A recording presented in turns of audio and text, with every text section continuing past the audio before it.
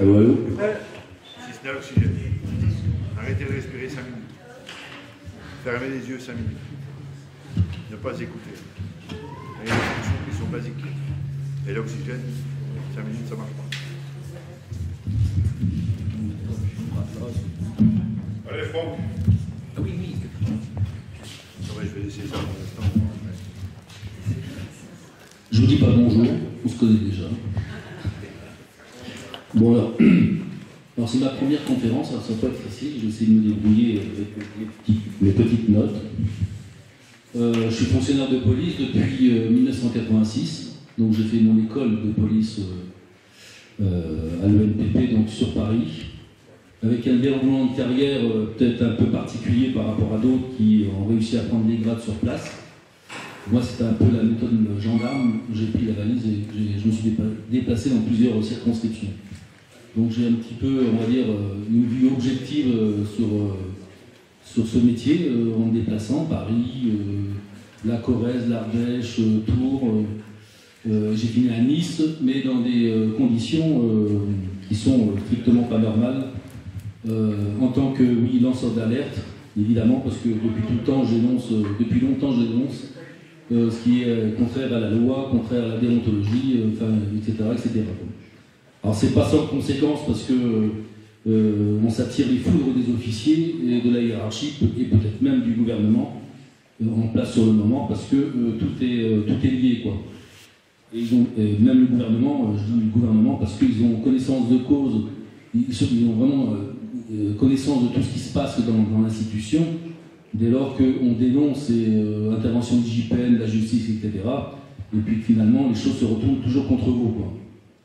Alors qu'on a affaire à des officiers qui sont, contrairement à la loi, parce qu'ils harcèlent, je les traite de criminels parce qu'ils sont capables de vous enterrer, en tout cas ils m'enterrent, on essaie de m'enterrer vivant jusqu'à maintenant, quoi. Donc suppression de salaire, RSA, etc.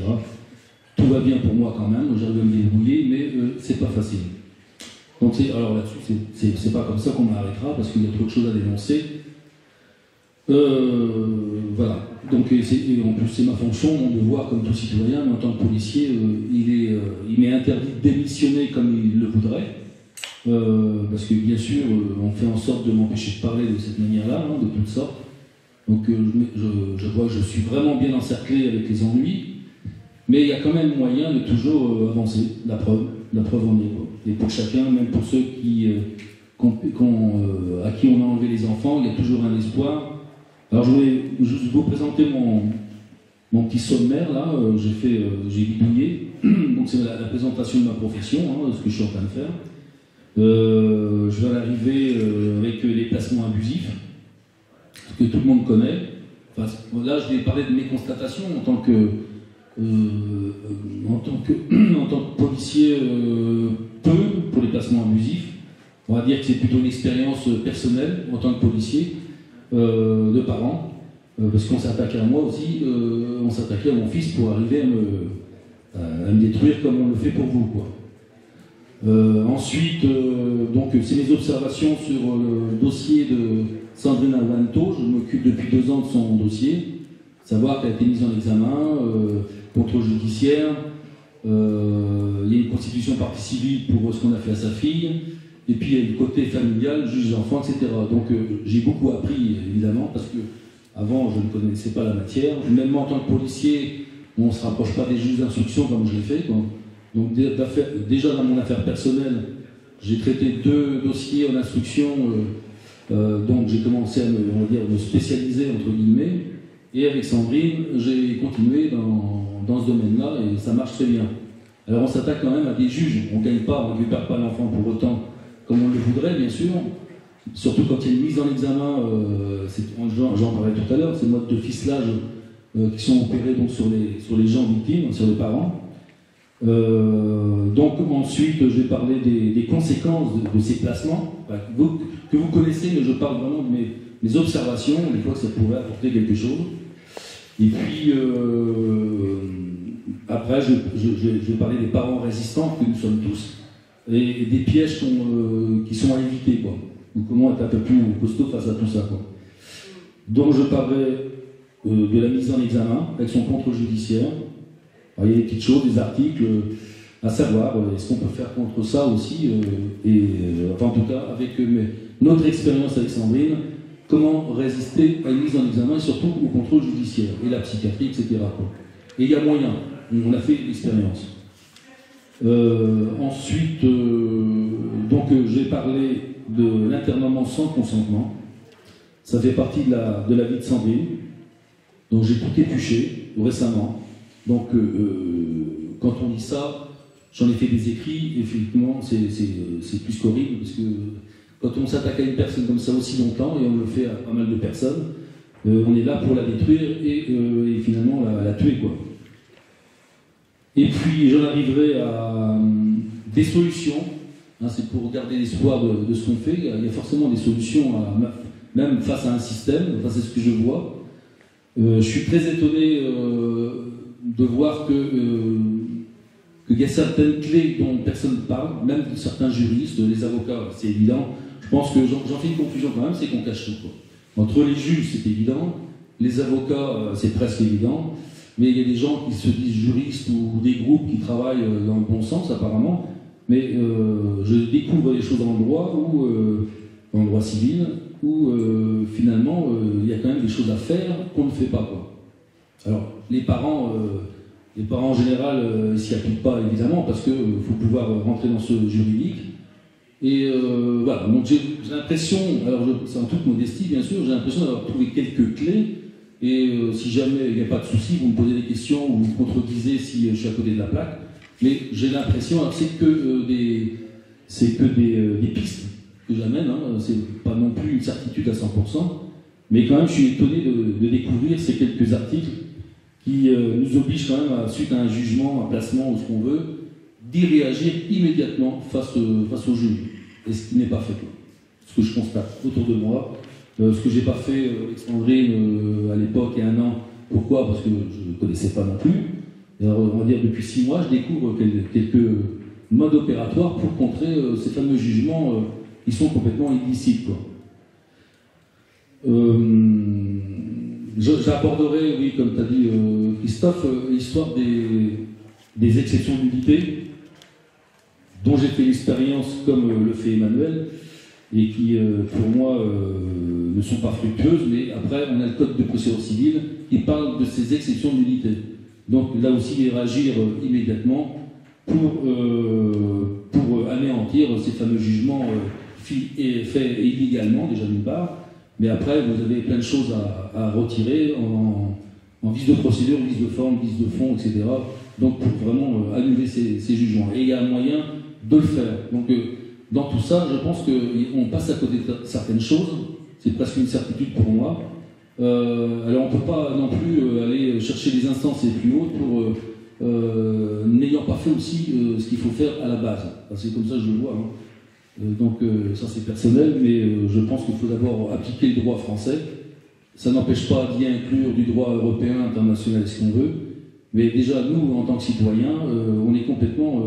on est dupés, je crois, dans la méconnaissance, et on passe à côté de certaines, j'appelle ça des clés. Donc ce sera à essayer. Entre nous, on peut travailler, etc., quoi. Donc, voilà.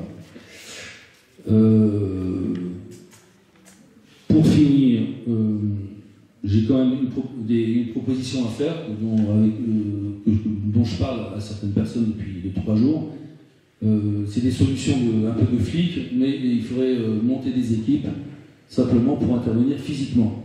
Et ça, c'est par expérience aussi. Je pense que si on veut faire reculer les juges, avec leurs conneries, hein, tout simplement, il faut s'imposer physiquement.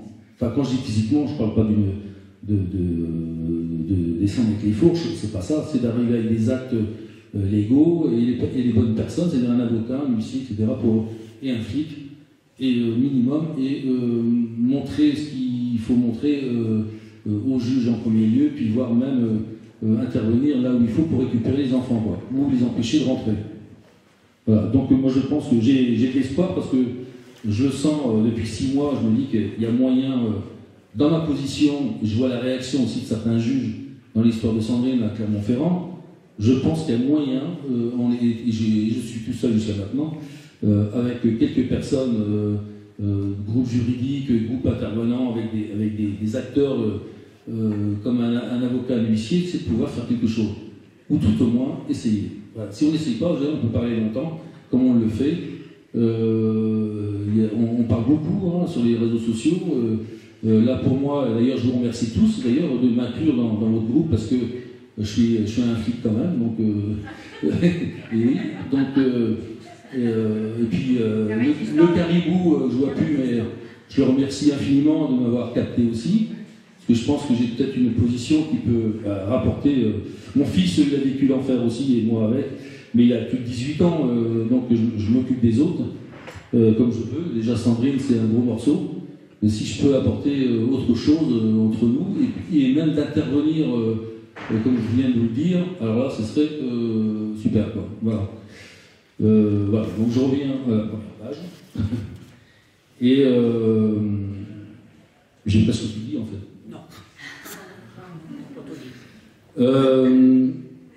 Je vous ai présenté ma carrière aussi, l'histoire personnelle à travers mon travail. C'est confondu, l'histoire familiale en tant que flic et puis bien d'autres personnes évidemment. On essaie de détruire quand on veut vous atteindre. Alors lanceur d'alerte probablement déjà à cette époque-là. On est en 2009, je suis arrivé en Ardèche. Et c'est surtout qu'on a voulu me faire rentrer dans une fameuse franc-maçonnerie, que j'ai refusé tout de suite, mais spontanément. Il dit qu'il a refusé, mais c'est pas vrai. Hein.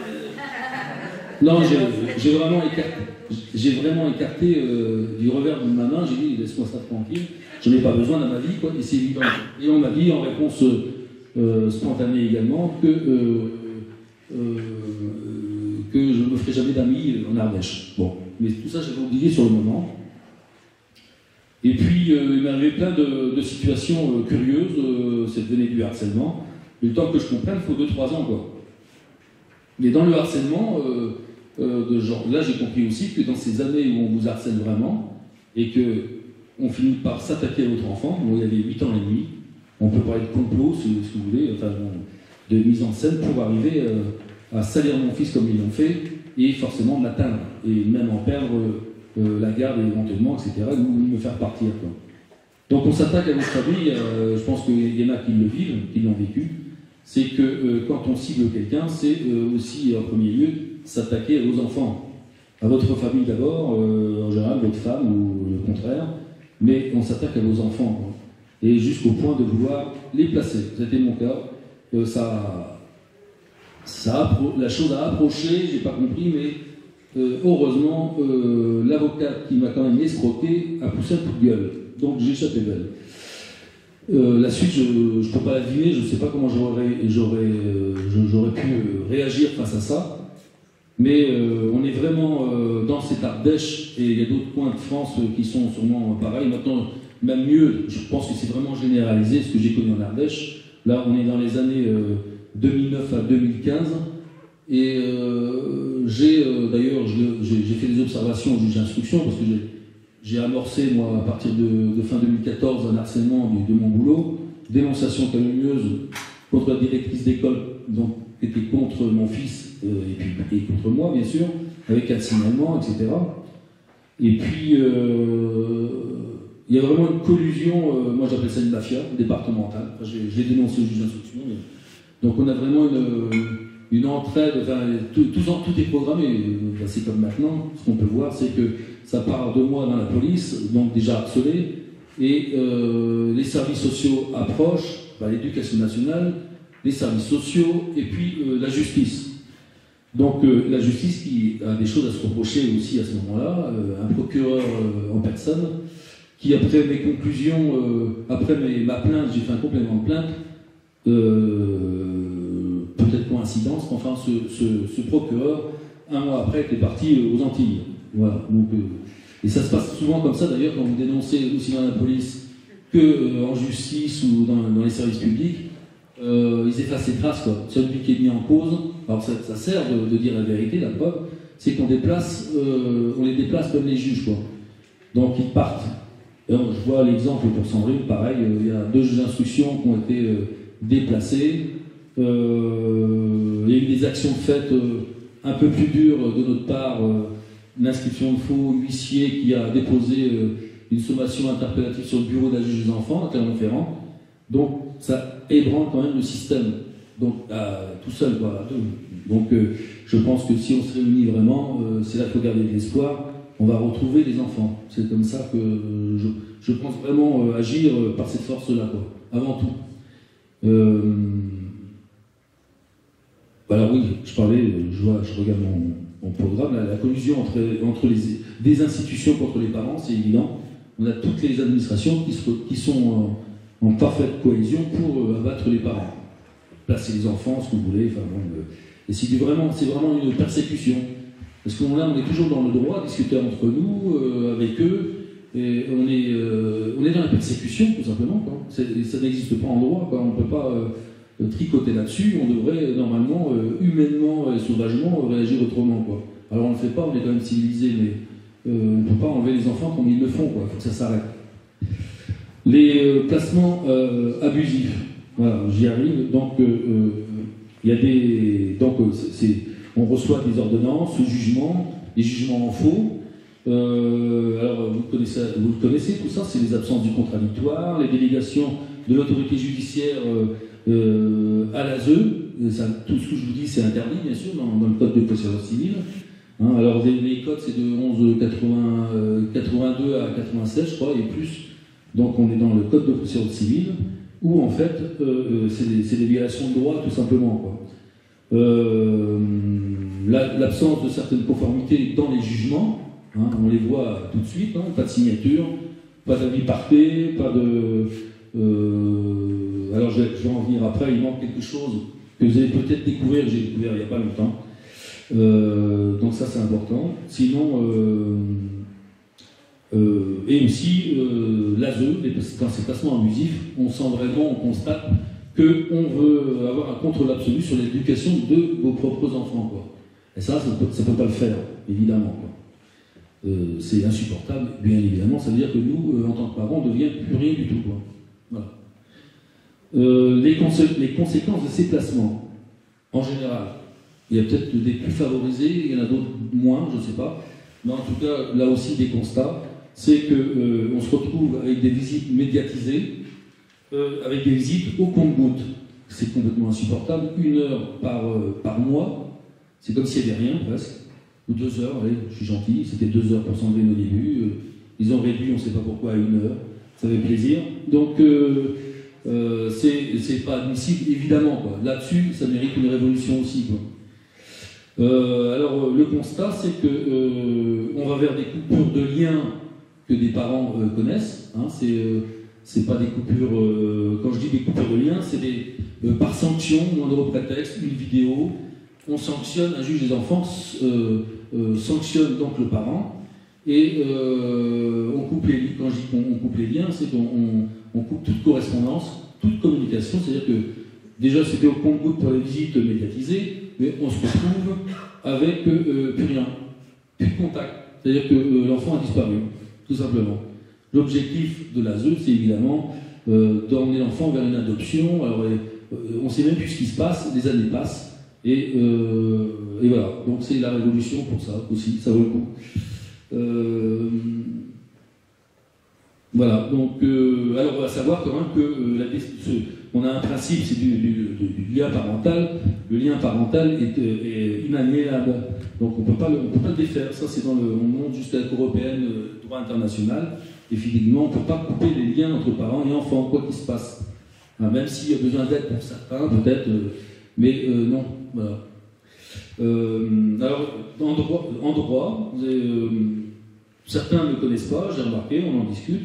Il y a là le droit international, il y a la CIDE, moi j'appelle ça la CID, mais vous avez des droits qui sont très bien faits au niveau international, l'article 9, 18, etc. Donc interdiction de détruire les familles comme ils le font.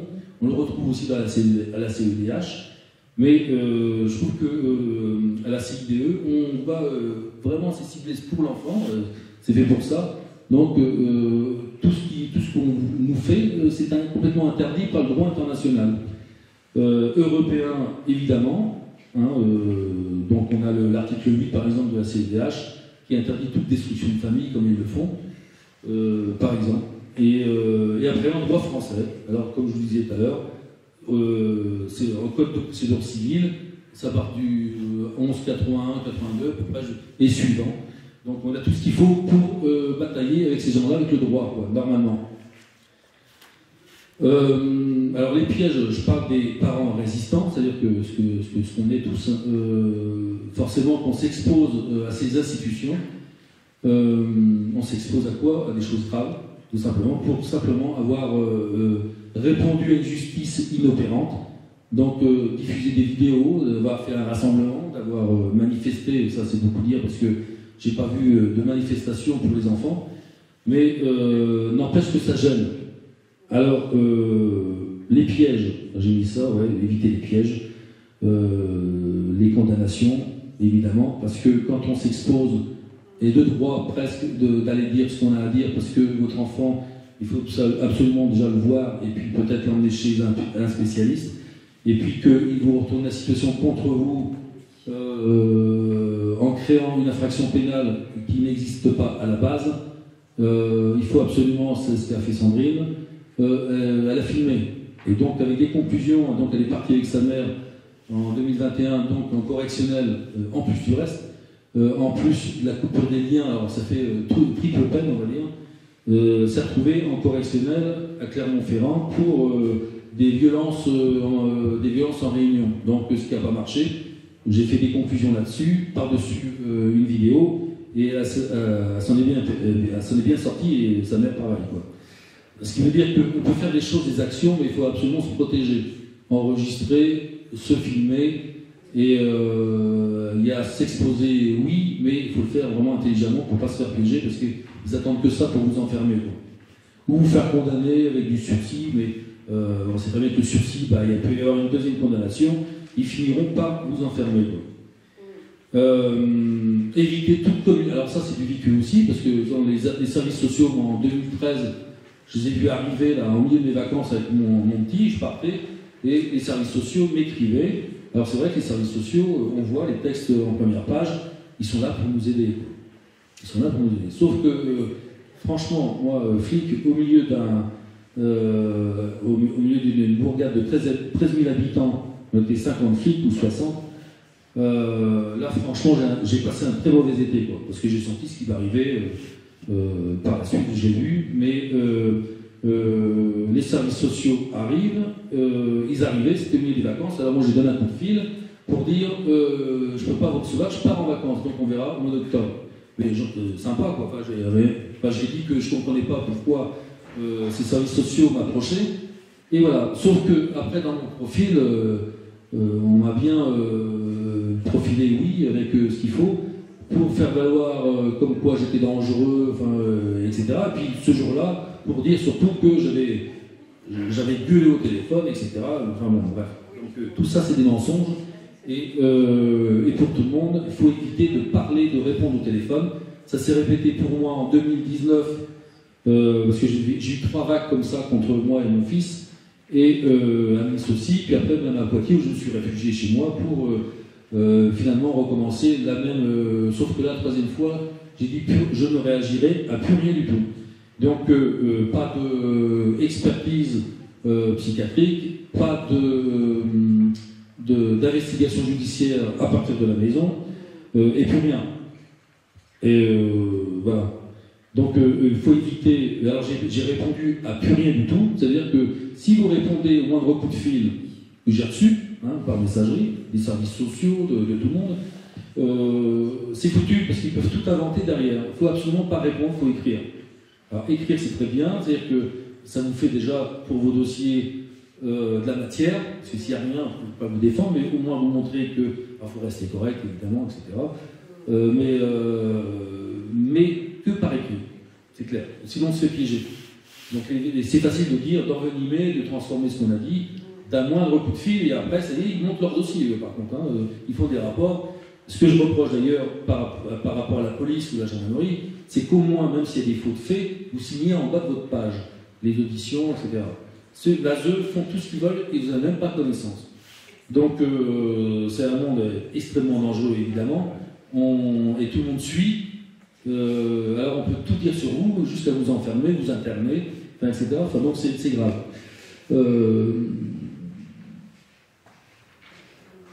Alors voilà, donc je vais l'aborder parce que ça c'est les pièges un peu qu'on subit, quoi. Donc en fait c'est tout simple, on reçoit des pressions par rapport à vos enfants, on vous attaque. Alors, moi j'estime qu'on m'a attaqué, c'est pour juste utiliser la justice comme pour m'attaquer tout simplement, c'est-à-dire m'enlever mon gamin, comme beaucoup. Après, ils vont tout utiliser d'ailleurs, dès qu'il y a une séparation, dès qu'il y a le moindre problème, vous voyez bien, on place vos enfants pour la religion, pour tous les prétextes, quoi. Moi, c'était vraiment ciblé, je crois, par rapport à ma fonction. J'étais déjà harcelé, je sais des choses aussi qui datent, donc je suis quand même un témoin de choses graves dans ma fonction, au ministère de l'Intérieur, des choses d'État même, donc je pense que j'ai toujours été sur surveillance quand même pour pas que je dénonce certaines choses qui pourraient éclater en France, dont je suis témoin déjà en 2002, et ça suit, enfin, il y a quand même des choses qui m'arrivent tout le long du chemin. Donc je suis quand même un homme à abattre, parce que je peux parler à tout moment, quoi. Et je parle quand même, j'ai monté un site, 2020, où j'ai dénoncé pas mal de choses côté flic, et aussi pour Sandrine, dont j'ai connu il y a 2 ans. Donc il y a toute la procédure de Sandrine qui est exposée.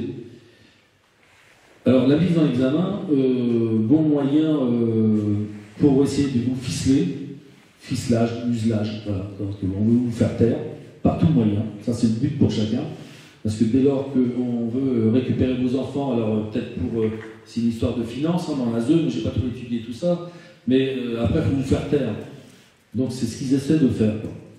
Alors en premier lieu, dans une mise en examen, comme pour Sandrine, parce qu'elle a bougé, elle a fait des vidéos, d'autres sont plus résignés, on va dire, plus ou moins, donc il faut absolument faire taire le parent. Alors, avec une mise en examen que j'ai démontré, moi, avec ce qui a été fait avant cette mise en examen, dans une requête en nullité qui est dans la procédure d'instruction, on y voit clairement de ce qu'on peut lui faire en faux avant même sa garde à vue.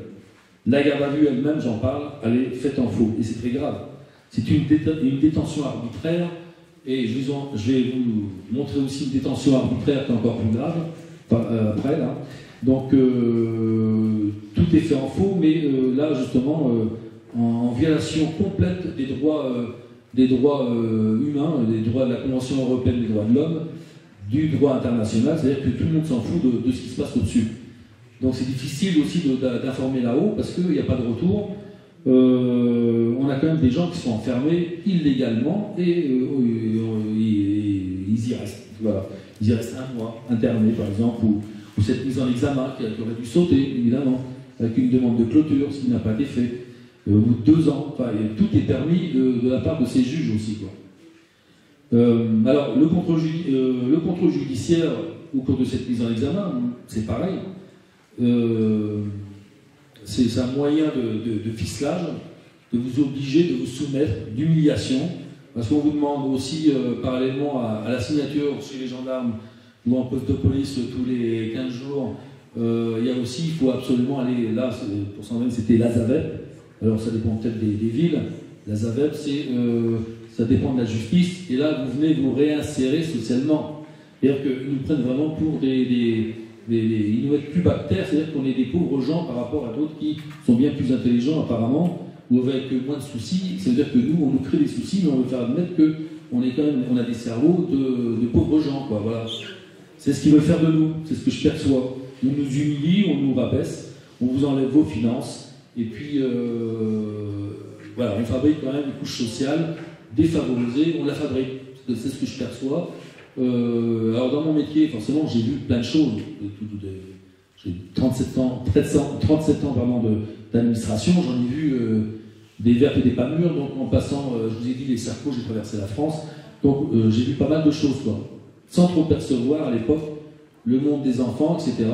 Tout ce que j'entendais dire, ce que j'ai retenu, c'est souvent il y avait des fiches de recherche sur des mineurs qui avaient fugué des centres de l'enfance. Ça, c'est ce que je me souviens dans les années 90 ou partout où je suis passé.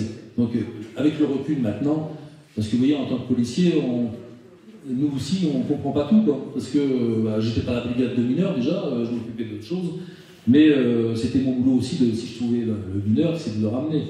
Mais je n'avais pas cette réflexion de me dire, il y a un souci avec la ZEU, tout ça, mais si je me dis maintenant, rétroactivement, c'est que ces centres ne tenaient pas la route. Comment voulez-vous mettre à l'abri des jeunes pour mieux les éduquer, soi-disant, ou ce que vous voulez, ou les mettre en sécurité, puisqu'ils fuguaient tous les soirs.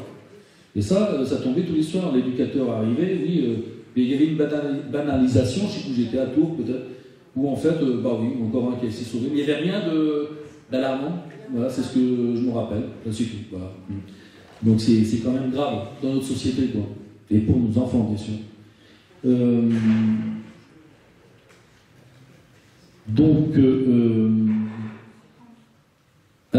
il y a le contre-judiciaire, donc on ficelle au mieux les gens de cette manière-là.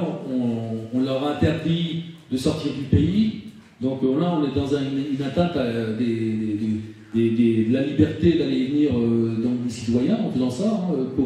Il ne faut pas oublier qu'il y a quand même une présomption d'innocence en tant que mis en examen. Donc un contre-judiciaire qui vient tout vous interdire. Sandrine a été interdite d'aller sur la commune où est sa fille placée. Donc c'est une commune entière, ça veut dire qu'on ne peut plus s'approcher de cette commune. Donc c'est quand même une atteinte grave à la liberté des individus pour une mise en examen et surtout avec des infractions qui ont changé en cours de garde à vue, et ça, je veux dire, c'est interdit. On ne change pas, parce qu'il y a un magistrat qui est averti, c'est même lui qui donne les instructions pour pouvoir interpeller la personne. Donc déjà, il y a une notification des droits qui, en cours de garde à vue, ont changé des infractions qui se sont même aggravées, en mettant 3 d'ailleurs, au lieu de 2, et puis bien plus grave. Donc là, il y a quand même un truc qui déconne chez les gendarmes aussi, parce qu'ils sont au PJ, ils connaissent leur boulot, mais c'est un magistrat de Clermont-Ferrand qui donne les ordres, et ça suit.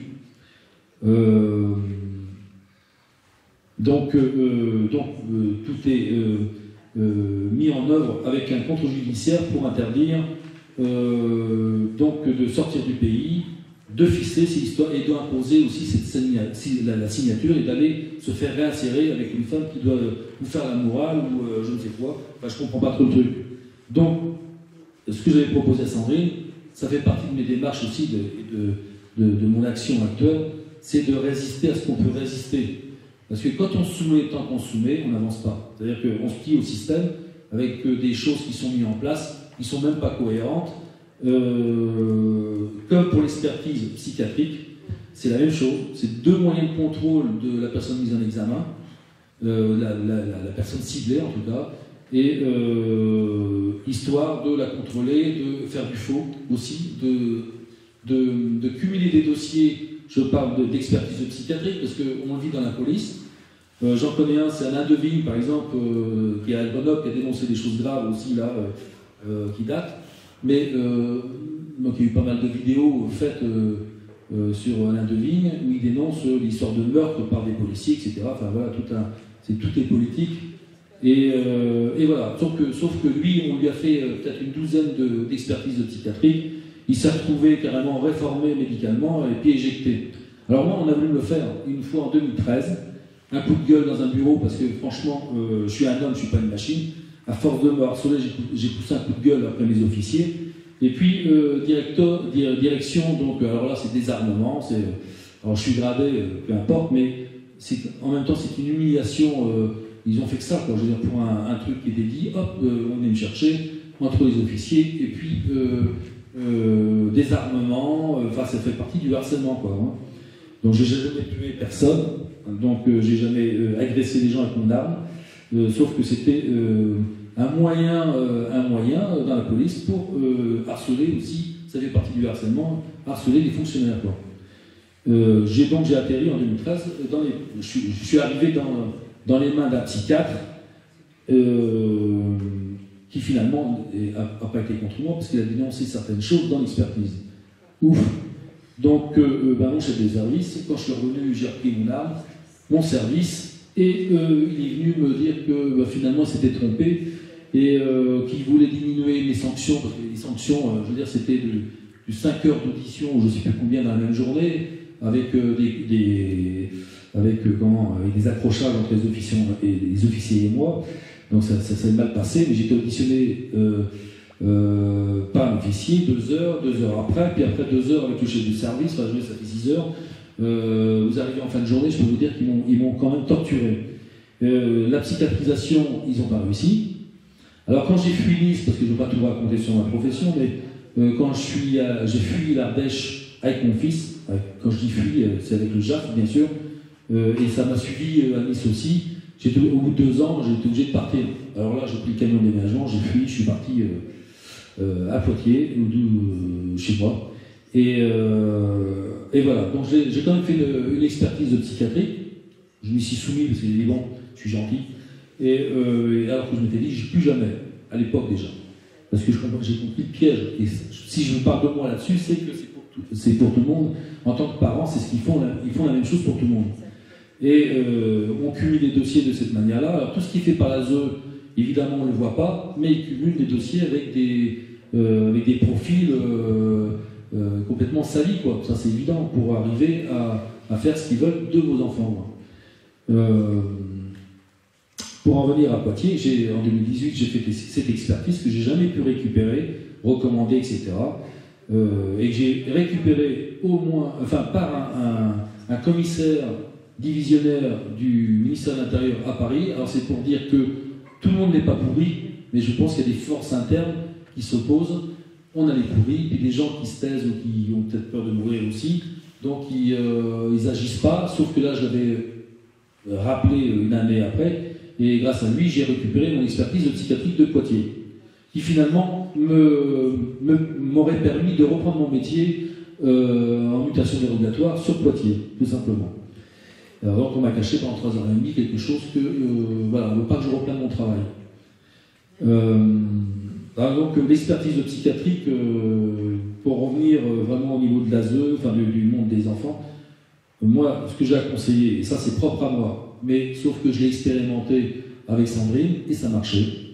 Pourquoi? Parce que le contrôle judiciaire, à ce qui est jamais soumise, jamais on a été faire, je crois qu'elle a été 1 ou 2 fois à la Zavette, pour cette fameuse réinsertion, c'est quoi, c'est du discours, c'est tout, hein. Mais l'expertise de psychiatrie qu'elle n'a jamais faite, alors moi, par contre, j'y réponds, dans le cadre de la mise en examen, procédure d'instruction, j'y réponds bien sûr, avec un appel devant la chambre de l'instruction, et ensuite, alors forcément, ça ne marche pas, on part ensuite vers la cassation, et donc on a fait tout ça, quoi. Donc mémoire, etc. Et en attendant, pas d'expertise de psychiatrie. Alors tout récemment, ils ne savent pas comment faire. Vous voyez que Sandrine n'est pas partie en détention provisoire, parce que si on ne se soumet pas à tout ça, normalement, vous êtes quand même menacé en bas de page pour vous dire vous allez en tôle. Vous voyez, en détention provisoire, parce que vous n'êtes pas soumis à ces choses-là, quoi.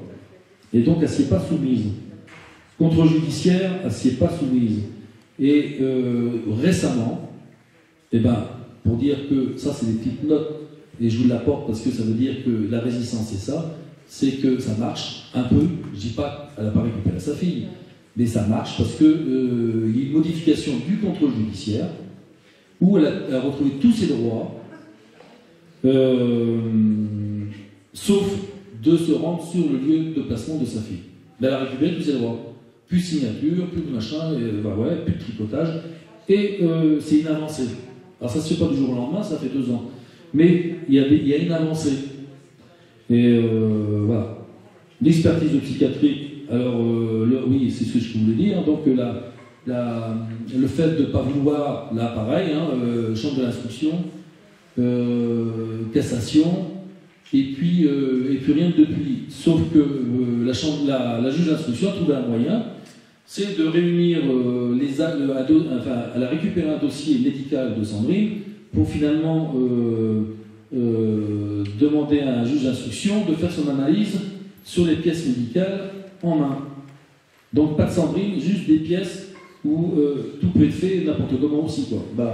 Mais ça veut dire aussi qu'ils ne savent plus quoi faire pour arriver à leur fin. Ça, c'est un signe d'avancée, de victoire. Enfin, pour moi, vous voyez, je suis optimiste, mais il faut se battre, ça c'est clair. C'est clair. Donc, je vais rajouter un mot sur l'expertise de psychiatrie. Si ça vous arrive, il y a moyen d'y répondre aussi, parce que vous n'avez pas l'obligation à vous y soumettre. Alors ça, c'est ma propre analyse, attention, parce que je pense avoir raison, mais toujours à 95%, parce que peut-être qu'il y a un autre article que je n'ai pas vu, etc. Mais j'en ai fait l'expérience, et avec des recherches, bien sûr. Il faut se référer à l'article 606, 47-1 du Code de procédure pénale, qui est combiné avec l'article 706-47. Pour l'histoire de Sandrine, c'est tout simple.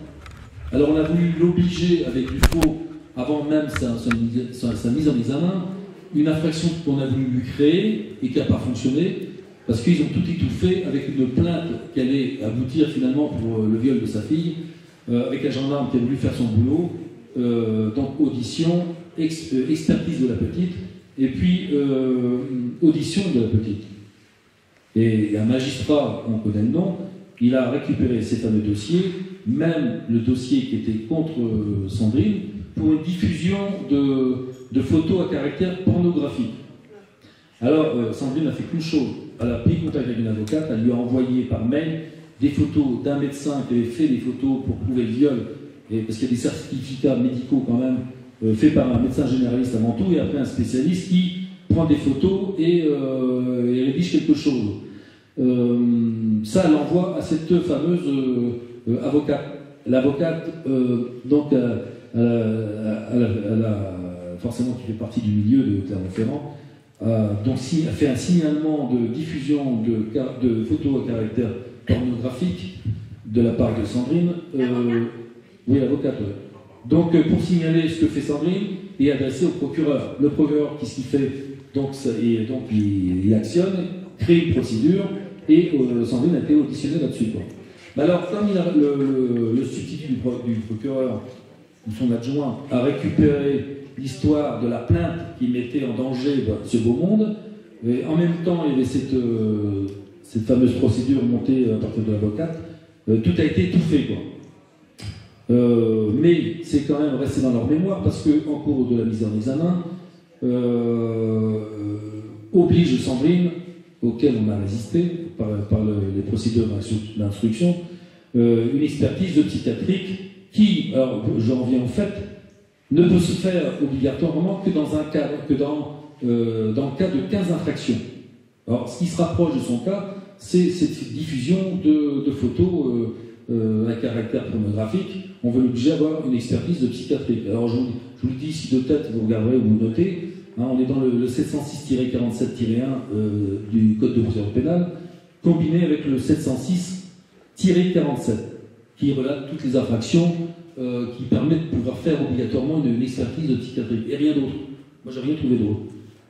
Voilà. Alors, là, concernant, c'est la linéa 11. Vous voyez, ben voilà, je voulais au moins vous le signaler. Chacun fait ce qu'il veut, mais c'est intéressant à savoir quand même. Parce qu'on se fait piéger, on est complètement, je vous dis, on est quand même ignorant face à tout ça. On nous cache tout de toute façon.